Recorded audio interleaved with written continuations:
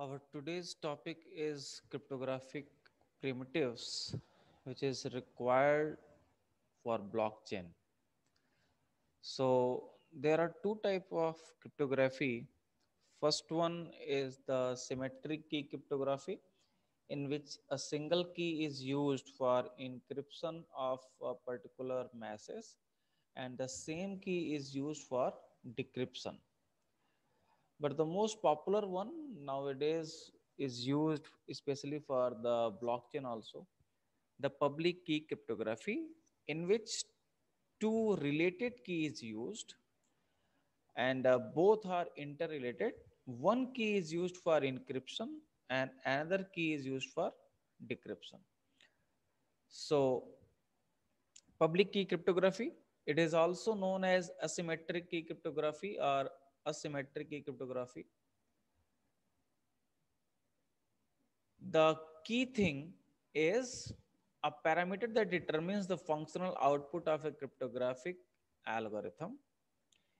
For encryption, a key is used to convert plain text to a ciphertext. Ciphertext means no one will be able to understand what is the actual message. So it will be in the kind of like 0101, like non readable format message. So an encryption algorithm is used, a key is used, and then the message is encrypted. And this message, encrypted message, that is ciphertext, is decrypted by using another related key, say k dash, and we can find the actual message. So in public key cryptography, we use two key for encryption and decryption. Property of a cryptographic key, we need to prevent it from being guessed. No one should be able to guess what is the key. If it is possible, then anyone can decrypt the message. So the very basic property of any cryptographic key is no one should be able to guess. So generate the key truly random, so that the attacker cannot guess it. The key should be of sufficient length so that no one will be able to brute force attack on that. Increasing the length makes the key difficult to guess. And the key should contain sufficient entropy. All the bits in the key should be equally random. If we change a single bit, then the actual key should be totally different one. So that is the meaning of entropy here. Now, as I said, there are two key. One we say private key, which is known to only the owner, and the another is the public key, which is known to everyone. Uh, in literature, we use the name Alice as a sender and the Bob as a receiver. We can use any name. So suppose the sender A or Alice wants to send some message to receiver B, or you can say Bob. Then she can encrypt the message with Bob's public key. As we know that public key is known to everyone, so B के public key से हम इसको encrypt कर सकते हैं, and this cipher text will be sent at receiver side. The Bob can decrypt the message with his private key. Here it should be decrypt instead of encrypt. Let me correct. So decrypt the message with his private key, and then the actual message will be available. He can access the actual message. Now, public key encryption. We are using for discussion. I am just discussing RSA algorithm, which is it is a very popular algorithm, and the name of the algorithm is because of the developer of this algorithm. Okay, the encryption key is public and decryption key is kept secret. Anyone can encrypt the data and only the intended receiver can decrypt the data. So in RSA algorithm, there are four phases for key generation, key distribution, encryption, and decryption.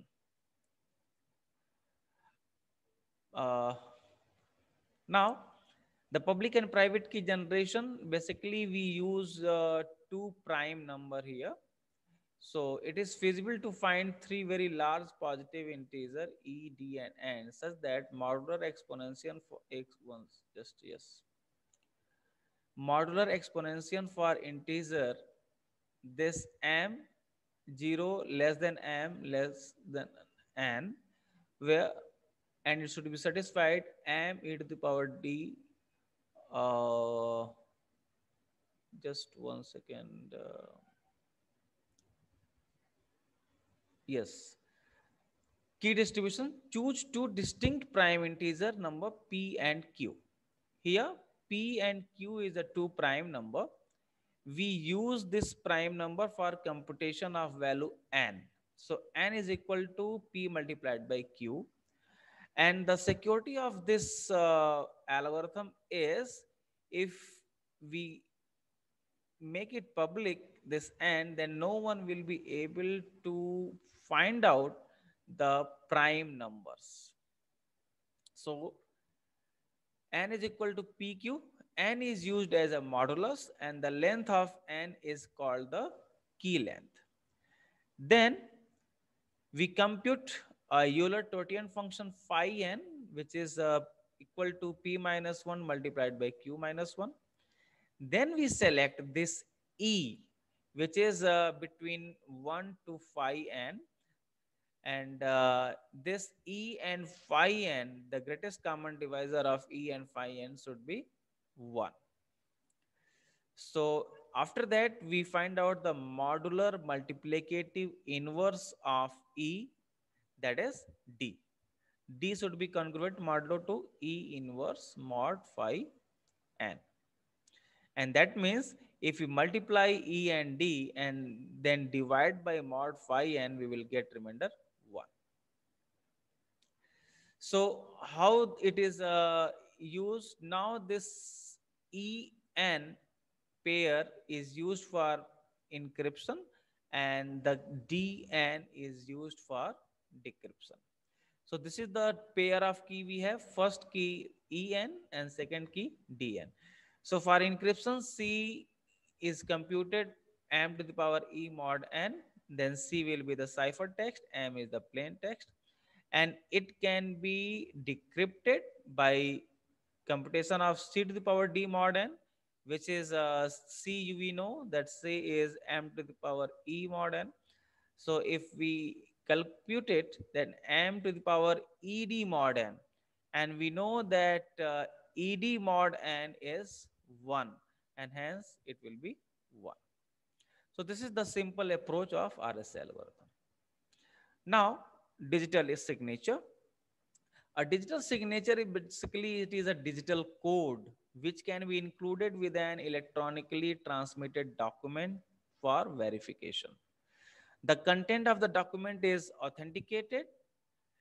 The identity of the sender we can prove, and it will prevent non-repudiation. That means no sender will be able to deny that the origin of the document is another one. So it can be proved that the who is the sender of that particular document. So purpose of the digital signature, only the signing authority can sign a document, but everyone can verify. Signature is associated with the particular document. So just like we sign some document in our daily life, so it's a kind of digital version of the signature which can be proved by anyone. So signature of one document cannot be transferred to any another document. And so this digital signature uh, is possible by public key cryptography as well. So sign the message using the private key.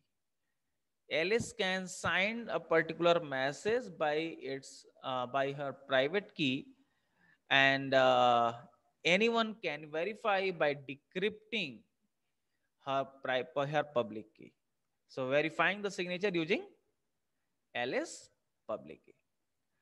So this is the way by which digital signature can be provided by using public key cryptography. Now reduce the signature size.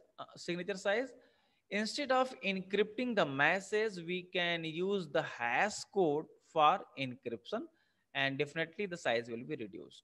I will discuss about the hash function in next lecture. Digital signature is used in blockchain. It is used to validate the origin of transaction. It prevent non-repudiation. That means no one can deny about the owner of that document, or he didn't send that document like that. So Alice cannot deny her own transaction. No one else can claim Alice transaction as his her own transaction. For example, in Bitcoin, elliptic curve digital signature algorithm is used. It is based on elliptic curve cryptography and which supports randomness in key generation. So elliptic curve based cryptography is also very popular cryptography, public key cryptography. It can be used as for cryptocurrency, a cryptocurrency using hash chain. I will discuss hash chain as a separate in separate video. So hash chain and digital signature can be used for cryptocurrency. So Alice can generate some amount and can sign that transaction by using her private key, and it can be put in the blockchain. I will discuss in more detail in the next lectures, in coming lectures actually. And same type of transactions is also possible. So we will see all these things in the next lecture. So enough for today.